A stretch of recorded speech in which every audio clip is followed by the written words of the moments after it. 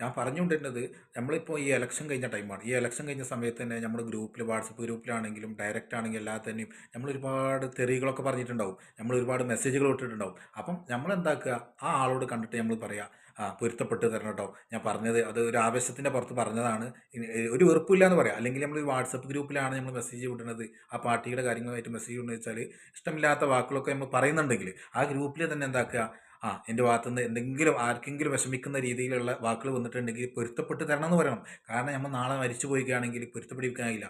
ആ കാരണത്താൽ പടച്ചോൻ നമ്മളെ ശിക്ഷിക്കപ്പെടും. കാരണം റസൂലുള്ളാഹി സ്വല്ലല്ലാഹു അലൈഹി വസല്ലം കിടന്നുറങ്ങുന്ന സമയത്ത് പത്നിയോട് വരെ പൊരുത്തപ്പെടിച്ചിട്ടുണ്ടെന്നാണ്. അപ്പം നമ്മളെന്താക്കുക, അതുകൊണ്ടാണ് റസൂലുള്ള അങ്ങനെ പറയാൻ കാരണം.